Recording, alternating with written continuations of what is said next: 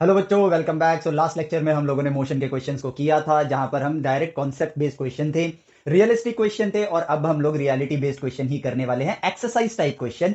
तो यहां पर हम टाइम को बिल्कुल वेस्ट नहीं करते हैं और डायरेक्टली क्वेश्चंस की तरफ बढ़ते हैं। बस हमें इस बात का ध्यान रखना है कि क्वेश्चंस को हमें परिस्थिति समझ के उससे बात करना है मैथमेटिकली, जवाब खुद ब खुद चलकर हमारे पास आएगा। तो चलिए, पहला क्वेश्चन आपकी स्क्रीन पर आपको शो हो रहा होगा।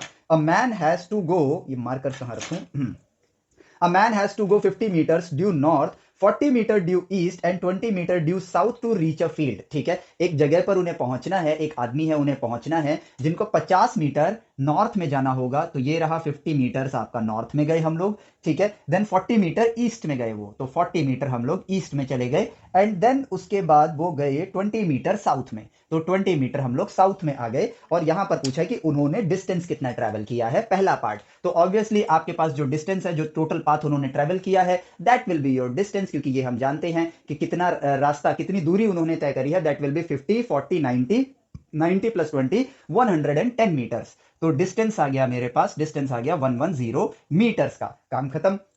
अब आते हैं आपका यहां पर displacement from his house to the field. तो यहां पर हमें बतानी है कि उनके घर से फील्ड तक की डिस्प्लेसमेंट क्या है। तो डिस्प्लेसमेंट आपकी दो पॉइंट्स के बीच में, जो बाय डेफिनेशन है हमारा डिस्प्लेसमेंट, वो क्या है, इनिशियल पॉइंट से एंड पॉइंट के बीच की जो सीधी रेखा होगी वही आपका डिस्प्लेसमेंट है। और इसको निकालने के लिए हमें सिंपली यहां पर थोड़ी सी ज्योमेट्री लगानी पड़ेगी, और वो क्या है, हम यहां पर एक राइट एंगल ट्राइंगल बना लेते हैं। ये लेंथ 20 है और पूरी लेंथ 50 है, देखो इसके पैरेलल है, तो ये लेंथ हो गई 30 मीटर्स की, और ये 40 है तो ये भी 40 होगा। पाइथागोरस का इस्तेमाल करेंगे, 40 का स्क्वायर 1600, 30 का स्क्वायर 900, ऐड करेंगे 2500, अंडर रूट करेंगे तो ये आ जाएगा 50 मीटर्स का। तो भाई डिस्प्लेसमेंट कितनी है आपकी, डिस्प्लेसमेंट है आपकी यहां पर 50 मीटर्स की। तो क्या ये जवाब खत्म हो गया? बिल्कुल भी नहीं, क्योंकि डिस्टेंस एक स्केलर क्वांटिटी है, डिस्प्लेसमेंट एक वेक्टर क्वांटिटी है, और वेक्टर क्वांटिटी में सिर्फ क्वांटिटी बता दी मैंने, डायरेक्शन नहीं बताया, तो ये जवाब क्या होगा, मेरा अधूरा होगा। तो इस जवाब तक पहुंचने के लिए अब हम ट्रिग्नोमेट्री का इस्तेमाल करेंगे, और ट्रिग्नोमेट्री में हम यहां पर लेंगे थीटा,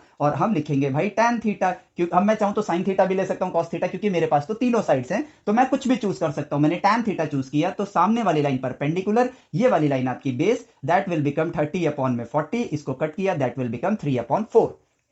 अब ये जो 3 4 और 5 वाला ट्राइंगल है ना, ये हर जगह आपको क्वेश्चन में पूछा जाता है, तो आप इस चीज को अपने दिमाग में डाल लो। ये एक स्पेसिफिक ट्राइंगल है जिसमें एक लेंथ 4 है, एक लेंथ 3 है, और हाइपोटेन्यूज आपके पास क्या होगा, आपके पास 5 का होगा। तो इस ट्राइंगल के अंदर 3 के सामने वाला जो एंगल होगा ऑब्वियसली वो छोटा होगा, और 4 के सामने वाला जो एंगल होगा वो बड़ा होगा, और 5 के सामने वाला एंगल तो आपका 90 डिग्री होगा। और यहां पर ये जो एंगल आता है, 4 के सामने वाला एंगल होता है 53 डिग्री का, और 3 के सामने वाला एंगल होता है 37 डिग्री का। तो ये एक स्पेसिफिक ट्राइंगल है जिसको आप 3 4 5 वाला ट्राइंगल भी बोल सकते हो। तो 3 के सामने जो लाइन है, दैट एंगल है, दैट इज 37, 4 के सामने जो एंगल है, दैट इज 53, और 5 के सामने तो 90 होगा, क्योंकि एक राइट एंगल ट्राइंगल है। तो यहां पर अगर tan थीटा मेरा 3 अपॉन 4 है, यानी कि 3 मेरा परपेंडिकुलर है, तो अगर मैं 3 को परपेंडिकुलर ले रहा हूं, 4 को बेस ले रहा हूं, तो मेरा एंगल क्या होगा, 37 डिग्री। तो यहां पर एंगल आ गया, थीटा की वैल्यू आ गई 37 डिग्री। ठीक है, अब मैं इसको कैसे बोलूं भाई, ईस्ट वेस्ट नॉर्थ साउथ में दिया हुआ है, तो 37 degree north of east, east direction में देख रहा हूं क्योंकि ये ईस्ट डायरेक्शन है, इसके 37 डिग्री नॉर्थ की तरफ मुड़ जाओ। ठीक है, तो ये हो जाएगा displacement is 50 meters in 37 degree north of east. ये देखो क्वेश्चन सॉल्व, कितना इजी क्वेश्चन है ना। मैथमेटिकली कम्युनिकेट करो, जवाब खुद ब खुद मिल जाएगा, आपको परेशान होने की जरूरत नहीं है। अगर आपने सही कम्युनिकेशन किया है तो जवाब भी आपका सही ही होगा, आपको उसको रीवेरीफाई करने की जरूरत नहीं पड़ेगी। ठीक है, चलो तो अब बढ़ते हैं आपके अगले प्रश्न की तरफ। ठीक है, तो ये है आपका, इट इज 250 नहीं 260 kilometer from Patna to Ranchi by air, 320 kilometer by road, and an aeroplane takes 30 minute to go from Patna to Ranchi, whereas a deluxe bus takes 8 hour. ठीक है, तो भाई एक पॉइंट है आपके पास, यहां पे है पटना, दूसरा पॉइंट है यहां पर, ये है आपका रांची।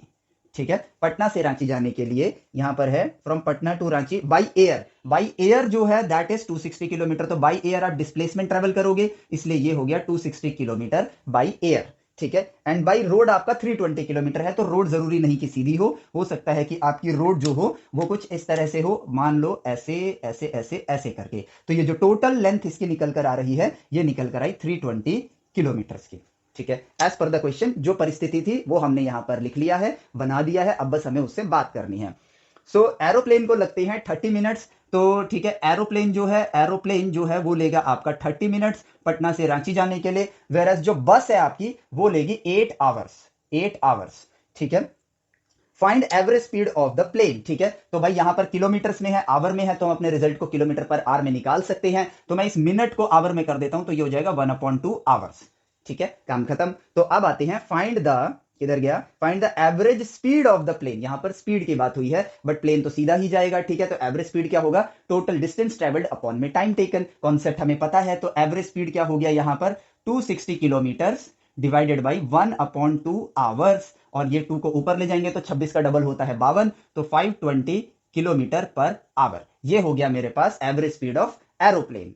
अब आते हैं हम इस पे, find the average velocity of the plane, ठीक है। एवरेज वेलोसिटी, अब देखो, अब प्लेन तो ऐसा नहीं करेगा ना कि डिस्टेंस के लिए ऐसे ट्रेवल करे और डिस्प्लेसमेंट के लिए ऐसे ट्रेवल करे। प्लेन के लिए यही रास्ता डिस्टेंस भी है, यही रास्ता डिस्प्लेसमेंट भी है। तो एवरेज स्पीड जो हमारे प्लेन की है वही हमारे प्लेन की एवरेज वेलोसिटी होगी, क्योंकि डिस्प्लेसमेंट और डिस्टेंस यहां पर क्या है, दोनों के दोनों सेम है प्लेन के लिए, ठीक है। तो प्लेन के लिए यहां पर एवरेज वेलोसिटी हो जाएगी अगेन 520 किलोमीटर पर आवर, काम खत्म। अब बढ़ते हैं अगली चीज पर, बस नेचर को ऑब्जर्व करो, जवाब मिल जाएगा।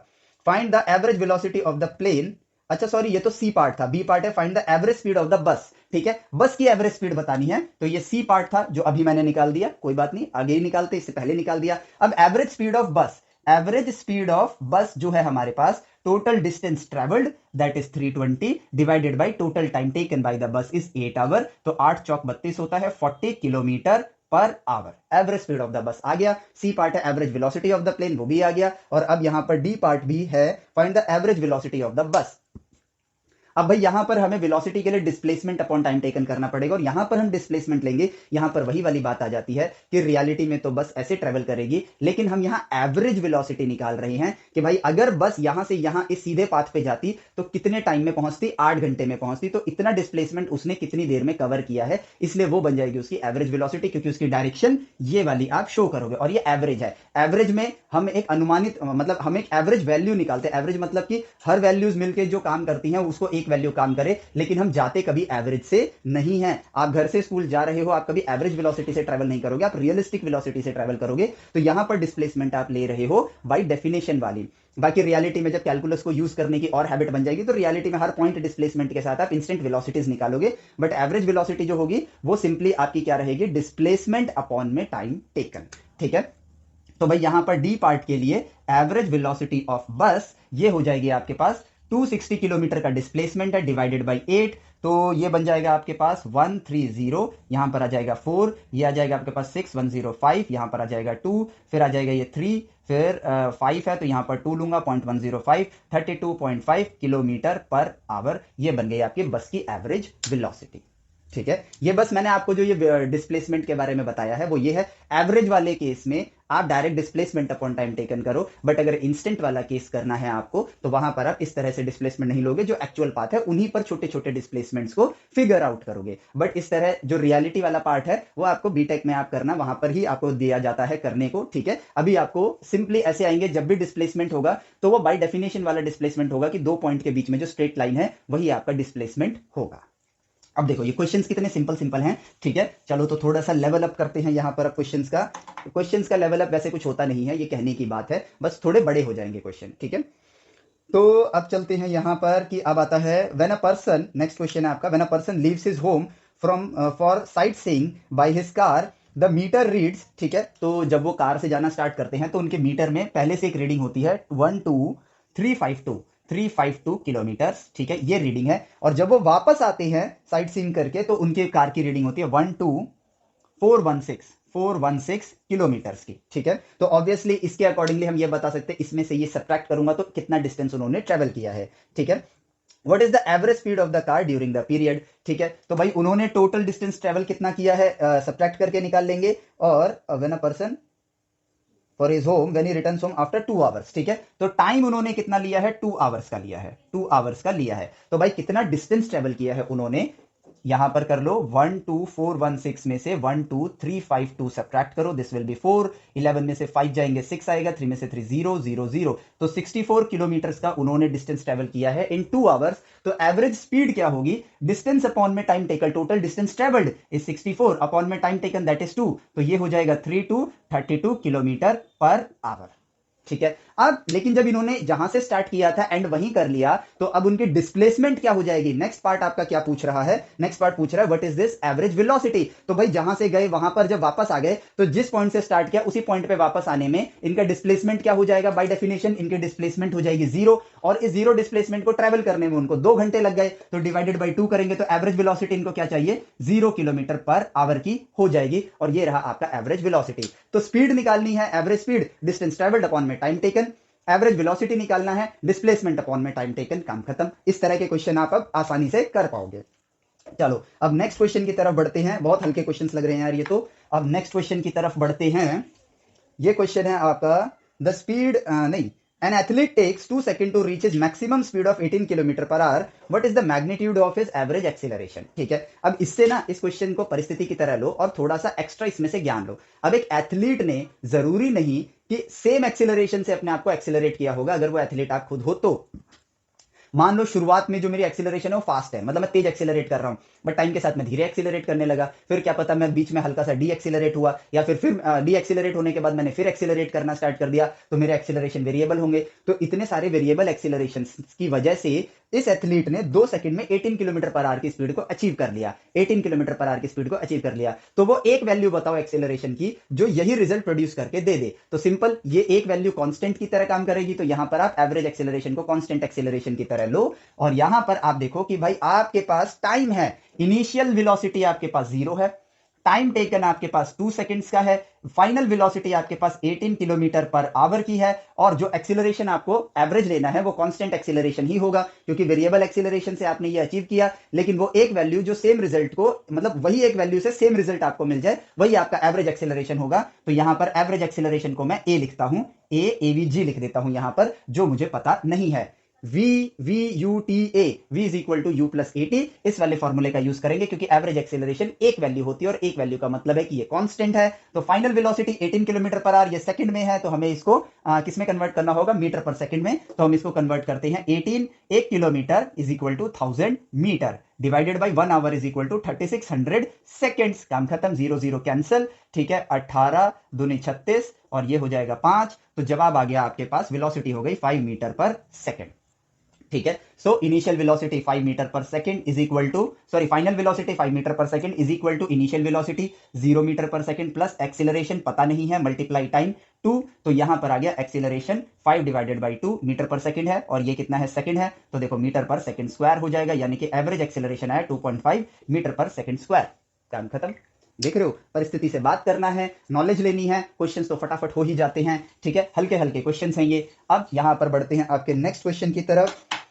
The speed of car as a function of time is shown in figure. Find the distance traveled by the car in 8 seconds and its acceleration. ठीक है, जितना ज्ञान अभी तक लिया है उस ज्ञान को अप्लाई करना है हमें यहाँ पर, और उस ज्ञान के जरिए इन क्वेश्चन से बात करना है, परिस्थिति से बात करना है, और जवाब निकालकर ढूंढना है। एक होता है कि जवाब हमें एक तरीके से मिल गया, लेकिन फिर हमारे पास तो और भी हमने ज्ञान लिया हुआ है, क्या हमें उसको भी टेस्ट नहीं करना चाहिए? तो इसी क्वेश्चन को हम 2 तरीके से करेंगे, जिसमें दोनों तरीके हम यूज करेंगे, एक कैलकुलेशन वाला और एक कैलकुलस वाला, एक कैलकुलेशन वाला और एक कैलकुलस वाला, दोनों तरीके से देखेंगे और अपने ज्ञान को टेस्ट करेंगे इस क्वेश्चन के माध्यम से। तो भाई यहां पर आपको देखो ग्राफ दिख रहा होगा कि यहां पर भाई एक ग्राफ गिवन है यहां पर आपको, जो कि है आपका स्पीड टाइम ग्राफ। तो इधर दिया हुआ है स्पीड, जो कि किसमें है, आपका मीटर पर सेकंड में है, मीटर पर सेकंड में दिया है, और इधर आपको दिया है डेटा टाइम का, जो कि आपको सेकंड्स में गिवन है, ठीक है, सेकंड्स में गिवन है। और यहां पर जो ग्राफ बन रहा है दैट इज योर एक स्ट्रेट लाइन बन रहा है। 2 के सामने डेटा नहीं है, 4 के सामने ग्राफ को अगर हम ध्यान से देखेंगे, 4th सेकंड, ये 2 है, ये 6 है, ये 8 है, 4 के सामने जो वैल्यू है दैट इज योर 10, और ग्राफ में अगर हम ध्यान से देखें तो 8 के सामने आ रहा है 20, ठीक है, 8 के सामने आ रहा है आपका 20, ठीक है, 8 के सामने 20 आ रहा है, तो ऑब्वियसली 6 के सामने आपके पास यहां पर 15 हो जाएगा, और 2 के सामने आपके पास 5 हो जाएगा, 5 15। तो ये रहा डेटा जो हमें क्वेश्चन में गिवन है। Find the speed of the car as a function of time, ठीक है, speed of the car as a function of time बताना है आपको, यानी कि स्पीड का और टाइम के बीच में आपको एक रिलेशन बताना है, ठीक है, स्पीड और टाइम के बीच में आपको रिलेशन बताना है, और ये जो रिलेशन है ये स्ट्रेट लाइन है, यानी कि आपको एक स्ट्रेट लाइन इक्वेशन बनानी है, जो आप यहां करने वाले हो, इसको अपने लिए एक ईस्टर एग समझना फ्यूचर में स्ट्रेट लाइन के चैप्टर को पढ़ने के लिए, ठीक है। सो अब देखो यहां पर मैं कोई भी एक टाइम चूज कर लेता हूं, टी, कोई भी एक टाइम चूज कर लेता हूं t, ठीक है, उस टाइम पर, ठीक है, वैसे तो मैं ग्राफ देख के बता सकता हूं बट यहां पर मेरे पास वैल्यूज नहीं है, तो मैंने कोई भी एक टाइम चूज कर लिया t और उसके सामने जो मेरी वेलोसिटी है, ठीक है, वो ले लिया मैंने मान लो v। उसके सामने जो मेरी वेलोसिटी है, इस टाइम पर जो वेलोसिटी है, हमने उसको क्या ले लिया, v ले लिया। यहां पर भी जो ग्राफ पे इस एक्सिस पर जो वैल्यू होगी उस पॉइंट की, वही वेलोसिटी होगी, बट ये t कहीं भी ले सकता हूं मैं, तो इसलिए मैंने इसको t लिखा है और इसको v लिखा है। जो भी टाइम की वैल्यू होगी उसके सामने उसके वेलोसिटी या स्पीड आपको पता चल जाएगी, ठीक है। अब ये क्या है, एक अननोन वैल्यू है, ये पॉइंट कैसा है, एक अननोन पॉइंट उठा लिया। अब एक नोन पॉइंट उठाते हैं, चलो मैंने ये वाला पॉइंट उठा लिया, यानी कि यहां पर x कोऑर्डिनेट क्या है, टाइम का कोऑर्डिनेट क्या है 8, और y यानी कि स्पीड का कोऑर्डिनेट है आपके पास 20। इसी तरह से यहां पर कोऑर्डिनेट क्या होगा, t, v, और यहां पर कोऑर्डिनेट हो जाएगा 8, 20। और अब इसके साथ मुझे यहां पर क्या रिलेशन चाहिए, मुझे यहां पर वेलोसिटी और टाइम, या फिर स्पीड है तो मैं यहां पर s लिख लेता हूं, स्पीड और टाइम के बीच में रिलेशन चाहिए। और यहां पर देखो इस कोऑर्डिनेट में स्पीड भी है, टाइम भी है, तो हम क्या करते हैं, हम जानते हैं परपेंडिकुलर एक्सिस जब आएंगे तो एक राइट एंगल ट्रायंगल हमेशा बनाएंगे। और आज तक जितनी भी डिस्कवरीज हमने फ्रेम ऑफ रेफरेंस के अंदर करी है, सबके अंदर पाइथागोरस और राइट एंगल ट्रायंगल ही आया है, इसलिए इन दी एंड पाइथागोरस और ट्रिग्नोमेट्री का ही हमें यूज करना होता है। तो हम क्या करते हैं भाई, इन दोनों पॉइंट्स का यूज करके एक राइट एंगल ट्रायंगल बनाते हैं, और देखो क्या क्या चीज मिलती है हमें। अभी पता नहीं है कि शायद रिजल्ट मिले या ना मिले, लेकिन भाई जो आज तक करते आए हैं वही करते हैं। फ्रेम ऑफ रेफरेंस हो या ग्राफ हो, दोनों में परपेंडिकुलर एक्सिस होते हैं और राइट एंगल ट्रायंगल बना के हमें कुछ तो मिल जाता है। तो भाई ये क्या है, टाइम है 8, ये है टाइम t, तो यहां से यहां तक जो टाइम गुजरा उसकी लेंथ कितनी होगी, 8 माइनस टी। सिमिलरली यहां वैल्यू कितनी है 20, यहां वैल्यू कितनी है s, तो यहां से यहां जो वैल्यू में चेंज आया दैट इज 20 माइनस s। और यहां पर जो ये एंगल है, ये एंगल आपके लिए हर जगह के लिए कांस्टेंट है, तो इस एंगल को मैंने थीटा रख दिया। किसी भी पॉइंट पे लेके आप ट्रायंगल बना लो, क्योंकि स्ट्रेट लाइन है, एंगल कांस्टेंट रहेगा। और ये ईस्टर एग है स्ट्रेट लाइन इक्वेशन बनाने के लिए, फ्यूचर में जब आप मैथमेटिक्स के अंदर स्ट्रेट लाइन चैप्टर पढ़ोगे, ठीक है। तो अब मैं क्या करता हूं भाई, परपेंडिकुलर लेंथ पता है, बेस लेंथ पता है, तो हम यहां पर tan थीटा का इस्तेमाल करते हैं। tan थीटा क्या हो जाएगा, perpendicular divided by base, perpendicular है 20 minus S divided by base कितना है 8 माइनस टी। आ गया। अब मैंने कहा हाँ यार इसमें एस और टी तो आ गया, बट मुझे एंगल तो पता ही नहीं है। तो मैंने कहा कि यार इस ग्राफ में मेरे पास एक ही नोन पॉइंट थोड़ी है, दो नोन पॉइंट है। तो मैंने अब दूसरा नोन पॉइंट भी उठा लिया, ये वाला जो ये 4 और 10 वाला था, ये वाला पॉइंट उठा लिया और यहां से वापस से राइट एंगल ट्रायंगल बना दिया। ठीक है, यहां पर भी एंगल क्या है, थीटा। तो अब मैं निकालता हूं tan थीटा वापस से। ठीक है, तो ये लेंथ कितनी होगी 8 माइनस 4, ये लेंथ कितनी होगी 8 माइनस 4 यानी कि 4। ये लेंथ कितनी होगी आपके पास 20 माइनस 10, 20 माइनस 10 यानी कि 10। तो यहां पर ये आ जाएगा 10 अपॉन में 4। और tan थीटा इसके बराबर है, tan थीटा इसके बराबर है, इसका मतलब ये दोनों एक दूसरे के बराबर हैं। इसलिए 20 माइनस एस अपॉन में 8 minus T is equal to 10 upon में 4। काम खत्म। एस और टी के बीच में रिलेशन आ गया और यही बन गया आपका ये क्या कहते हैं, displacement as a function of time. यहां पर आपने ढूंढ लिया displacement as a function of time. And C आपको बस अब क्या करना है, सिंप्लीफाई करना है। 4 इंटू 20 आपका कितना हो जाएगा, 4 दूनी 8, 80 minus 4s is equal to ये भी हो जाएगा 80 माइनस 10t। ठीक है, 80 माइनस 10t। तो अब आया आपके पास 80 में से 80 आपका कैंसिल हो जाएगा। ठीक है, 80 में से 80 आपके पास कैंसिल हो जाएगा और आपके पास बचेगा 4s minus 4s is equal to minus 10t। Minus minus cancel हो जाएंगे और इसमें जो कट सकता है काटो 2 5। ठीक है, then s is equal to 5 upon में 2t। ये लो आ गया। नाउ आप बता सकते हो कि भाई t की वैल्यू ये होगी तो s की वैल्यू मतलब स्पीड आपकी इतनी होगी। स्पीड और टाइम के बीच में रिलेशन आ गया। एंड सी चेक कर सकते हैं, जब t की वैल्यू मैं 4 रखूंगा, जब t की वैल्यू मैं 4 रखूंगा तो 5/2 मल्टीप्लाई 4 इज 10। अब देखो t की वैल्यू 4 थी, स्पीड आपकी कितनी थी 10 मीटर पर सेकंड। t की वैल्यू 8 रखूंगा तो यहां पर 4 आएगा, 5 4 is 20। एंड सी जब टाइम की वैल्यू 8 सेकंड थी तो आपकी वेलोसिटी कितनी है 20 मीटर पर सेकंड। देखो आसान है ना, रिलेशन बन गया। और ये जो इक्वेशन है इसी को बोलोगे आप इस लाइन की, स्ट्रेट लाइन की इक्वेशन बोलोगे। और ये चीज आपके माइंड में एज अ हिंट आ गया है। स्ट्रेट लाइन में भी आपको यही करना है लाइन की इक्वेशन बनाने के लिए। तो टेक इट एज अ कि जैसे मूवी देखते हो ना, लास्ट में आता है पोस्ट क्रेडिट सीन कि अगली मूवी में आपको ये देखने को मिलेगा। तो स्ट्रेट लाइन में आप इसी तरह के इक्वेशंस को बिल्ड करोगे। चलो अब देखते हैं यहां पर ग्राफ तो हमने बना लिया, इसमें अगला पार्ट भी है, find the distance travelled by the car in 8 second and it's acceleration. ठीक है, तो स्पीड टाइम ग्राफ मेरे पास है, स्पीड टाइम ग्राफ मेरे पास है, एक्सीलरेशन मुझे बताना है। ठीक है, ये रहा मेरे पास स्पीड टाइम ग्राफ। ठीक है, इस तरीके से 4 पे जो वैल्यू थी दैट वाज 10। ठीक है, 8 पे जो वैल्यू थी, ज्यादा पास बन गया लेकिन ग्राफ आपको पता ही है, 8 पे जो वैल्यू थी 20, final velocity, initial velocity t2 minus t1 आप इससे निकाल सकते हो। तो एक्सीलरेशन आ गया v2 माइनस v1 या v माइनस u अपॉन में टाइम टेकन, यहां पर यहां 4 सेकंड था, यहां 8 सेकंड है, तो इनके बीच में जो टाइम गुजरा that will be 8 minus 4, 10 upon में 4 which is equal to 2.5 meter पर सेकंड स्क्वायर। ये आ गया आपके पास एक्सीलरेशन। अब बढ़ते हैं डिस्टेंस ट्रेवल्ड, ठीक है, डिस्टेंस कितना ट्रेवल किया है उसने पहले 8 सेकंड में। एक्सीलरेशन है आपके पास, ठीक है, टाइम आपको पता है, जब टाइम जीरो है तो इनिशियल वेलोसिटी कितनी है या इनिशियल स्पीड कितनी है आपकी, जीरो है, ठीक है। तो s is equal to ut plus half A T square, क्योंकि एक्सीलरेशन तो कांस्टेंट है, इनिशियल वेलोसिटी जीरो टाइम पर कितना है, जीरो, तो यहां पर zero multiply T zero plus 1/2 acceleration 5/2 लिख देता हूं, 2.5 यानी 5/2 मल्टीप्लाई टाइम कितना है आपके पास 8 सेकंड, 8 का square, that will be your distance displacement travelled. तो अब यहां पर आ जाता है 5/4 मल्टीप्लाई 8 मल्टीप्लाई 8, तो 4 से इसको कट करूंगा 2 और ये हो जाएगा 2 मल्टीप्लाई 8 16, 16 मल्टीप्लाई 5 इज 80, तो distance travelled is 80 meters in first 8 seconds. कितना आसान है। अब हम इसको देखते हैं कैलकुलस के नजरिए से, ठीक है, कि भाई यहां पर एवरेज एक्सीलरेशन, सॉरी, जो एक्सीलरेशन है वो कांस्टेंट है, एक्सीलरेशन का एंटी डेरिवेटिव होता है वेलोसिटी या स्पीड, ठीक है, अगर क्वांटिटी में जा रहे हो तो स्पीड बोल सकते हो,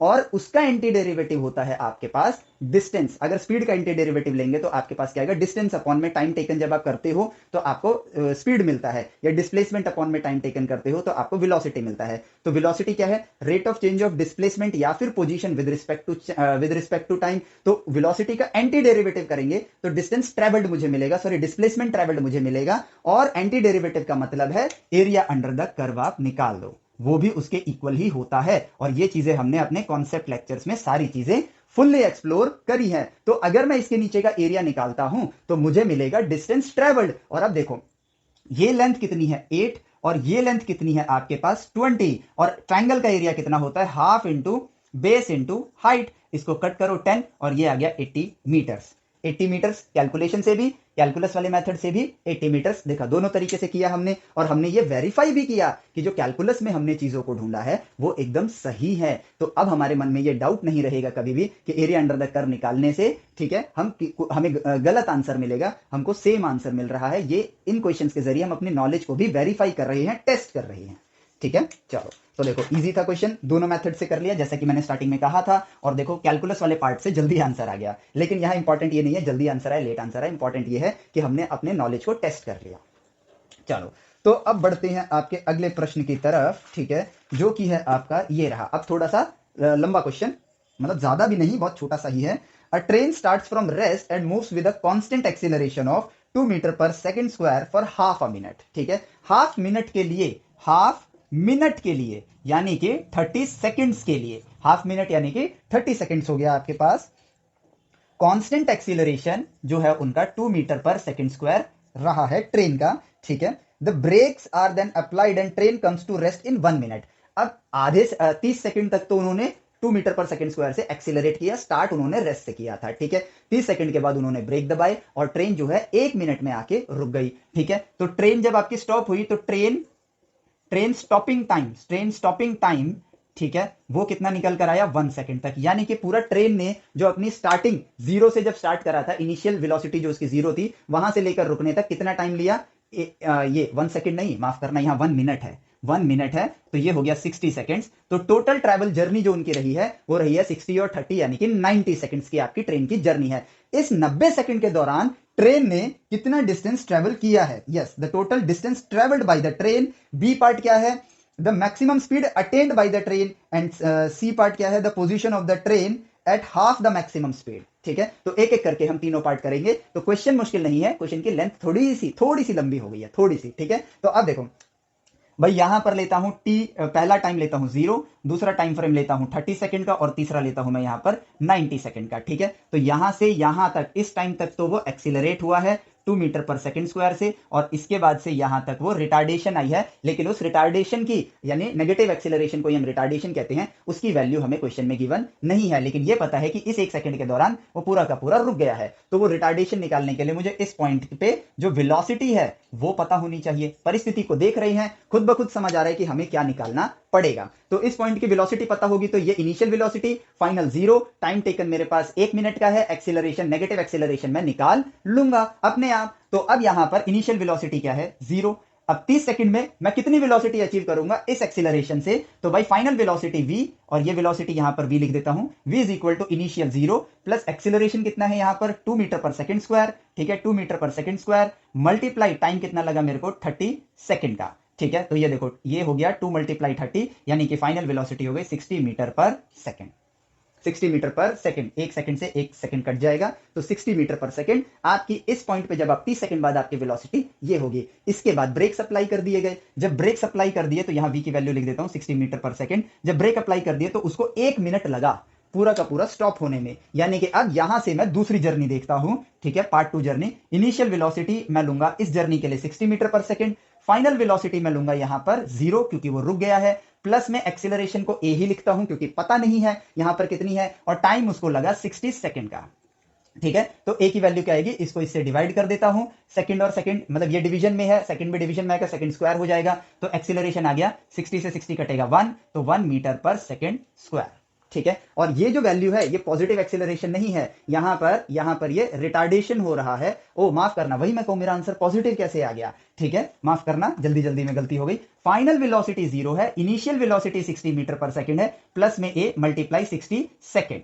ठीक है। ये देखो अब आया final velocity 0, initial velocity 60 meter पर सेकंड, दूसरे वाले पार्ट के जर्नी के लिए जब ब्रेक लग रही है और टाइम लगा उसको 60 सेकंड, तो एक्सीलरेशन की वैल्यू आई -1 मीटर पर सेकंड स्क्वायर। और ये देखो ये नेगेटिव आया है, इसका मतलब आपकी गाड़ी डी एक्सीलरेट कर रही है, फिर रिटार्ड कर रही है। तो अब मेरे पास एक्सीलरेशन आ चुका है, यहां पर वेलोसिटी है, एक्सीलरेशन है, टाइम है, सब कुछ पता है मुझे बताना क्या है, A part, total distance travelled by the train, total distance travelled by the train. तो भाई पहले 30 सेकंड के लिए निकाल लो, s इज इक्वल टू, ठीक है, s is equal to initial velocity 0 multiply t, कुछ भी हो 0 ही हो जाना है, 1/2, एक्सीलरेशन है 2 मल्टीप्लाई टाइम है 30 सेकंड, 2 से 2 कट गया, s विल बी 30 मीटर्स। तो यहां से यहां पे जो डिस्टेंस ट्रेवल किया है दैट इज 30 मीटर।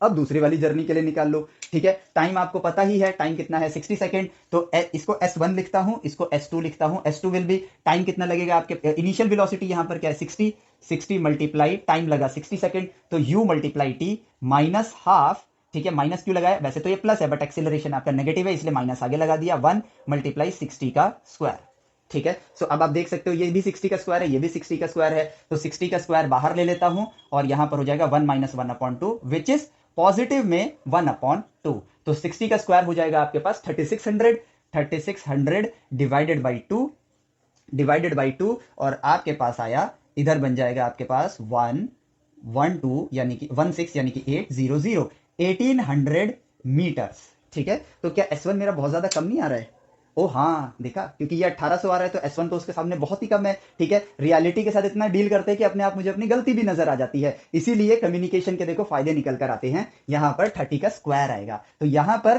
30 का स्क्वायर है, तो जो S1 है आपका वो बन जाएगा आपके पास 900 मीटर्स का। तो टोटल डिस्टेंस जो ट्रेवल किया गया है that will B S1 plus S2, और 1800 और 900 में ऐड कर दूं तो टोटल डिस्टेंस ट्रेवल्ड इज 18 और 9 हो जाएगा आपके पास 2700 मीटर्स का, और किलोमीटर में निकालूं तो 2.7 किलोमीटर। ये लो टोटल डिस्टेंस ट्रेवल्ड आ गया, इजी क्वेश्चन।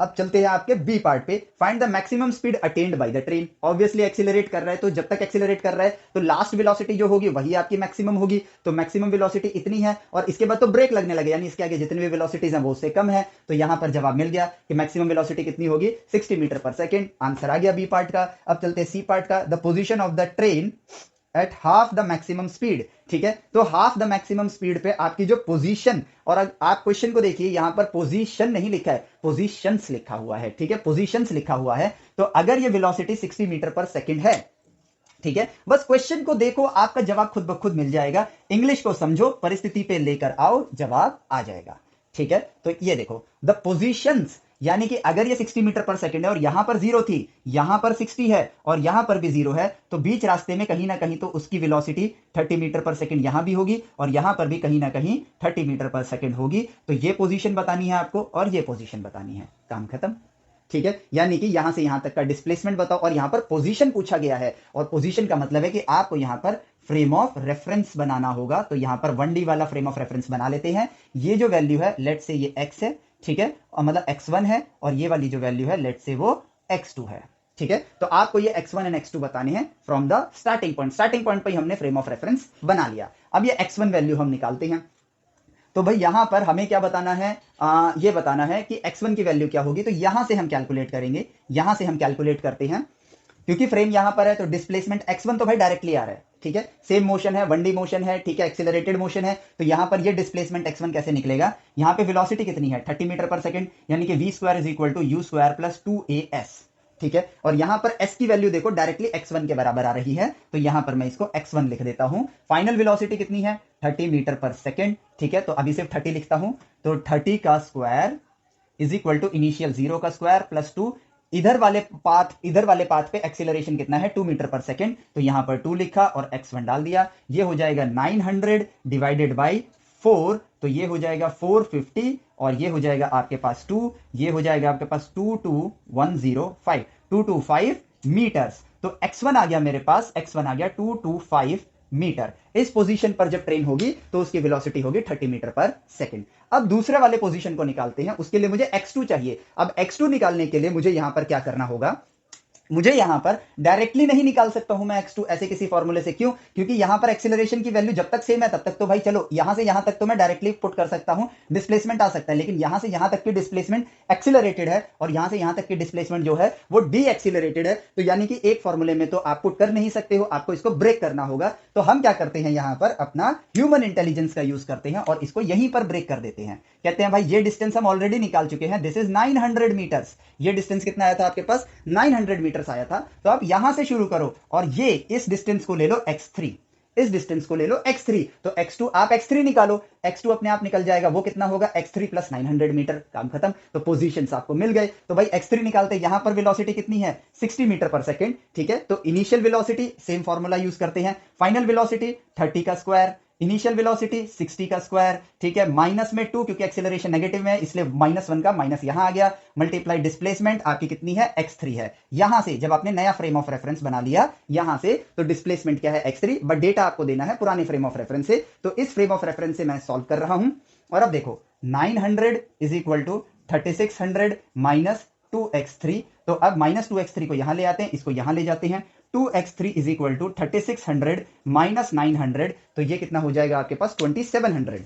36 में से 9 गए, 27 हो जाएगा, yes 2700 divided by 2, that will be your x3। तो ये आया आपके पास 1350। x3 कितना आ गया 1350 मीटर्स, ठीक है। x3 आपके पास आ गया 1350 मीटर्स। तो x2 कितना होगा 900 प्लस में x3, 900 प्लस 1350 मीटर्स, तो 05 9 3 12, एक कैरी 2250 मीटर्स। ये रहा x1 एंड x2 दोनों इनिशियल जो ओरिजिन पॉइंट था, स्टार्टिंग पॉइंट था, वहां से x1 कितना है, x1 है आपके पास 225 मीटर और x2 क्या है आपके पास 2250 मीटर। इन दोनों पोजीशंस पर आपकी ट्रेन की वेलोसिटी होगी 30 मीटर पर सेकंड, हाफ द मैक्सिमम।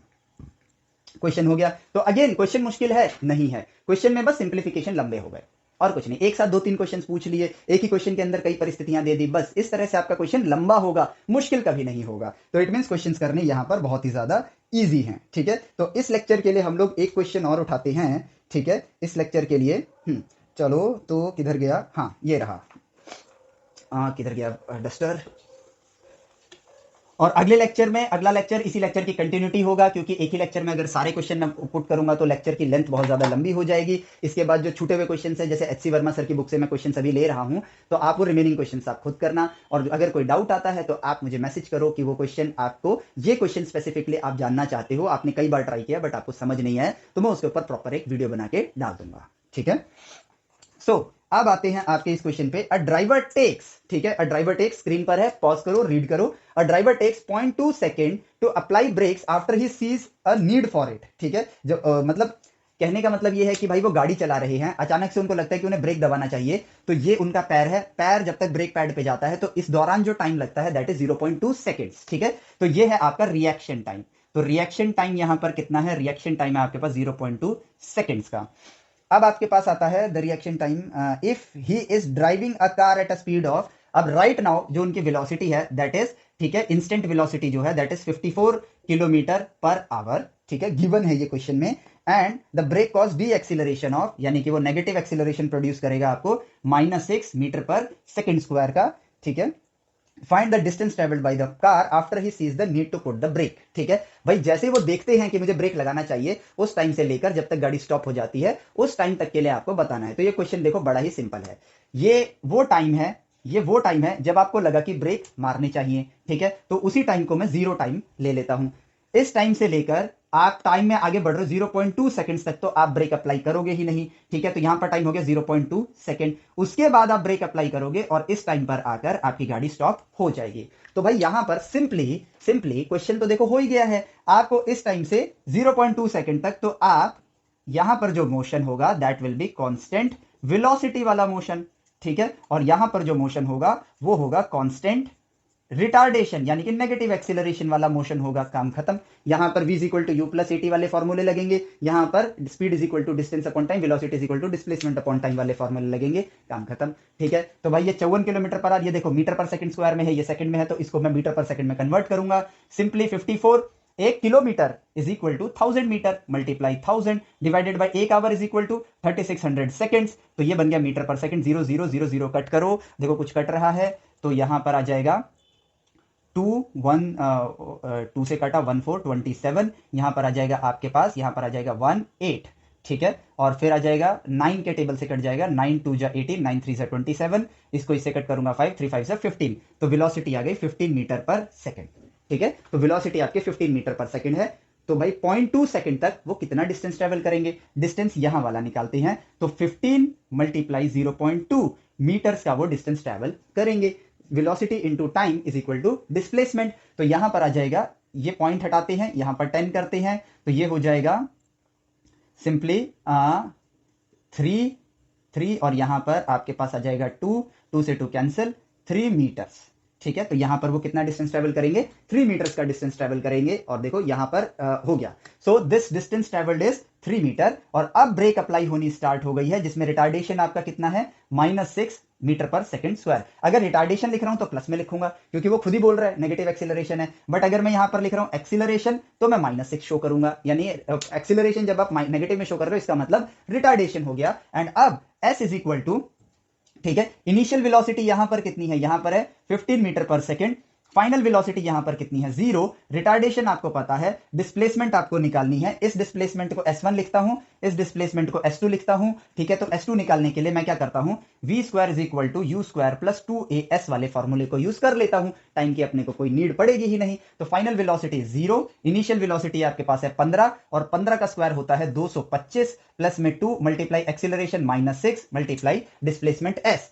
तो ये नेगेटिव वाला पार्ट यहां ले आते हैं, 6 दूनी 12, 12s is equal to 225, s is equal to 225 upon में 12। तो ये डिस्प्लेसमेंट उन्होंने ट्रेवल करी ड्यूरिंग रिटार्डेशन। और अब देखो जवाब आ गया 225 अपॉन में 12 प्लस 3, ठीक है। तो अब इसको सॉल्व कर देते हैं। 12 3 36, 225 प्लस 36 बटे में 12, 6 5 11, एक कैरी, 3 3 6, और यहां पर 261 बटे में 12, ठीक है। 261 बटे में 12 कितना राउंड फिगर आ जाएगा, ठीक है। राउंड फिगर देखते हैं, 12 दूनी 24, 21, 12 एकम 12, और यहां पर आ जाएगा 9। तो पॉइंट लगाऊंगा, 9 0 है, तो 12 5 60, 12 8 12 72, 7 पे 72, फिर आएगा आपके पास 8 पे 84, 8 पे 84 आएगा, और यहां पर कितना है 91 है, तो 8 लूंगा, 21.8। बस 3 सिग्निफिकेंट डिजिट तक लेते हैं, तो ये आ गया 21.8 मीटर्स।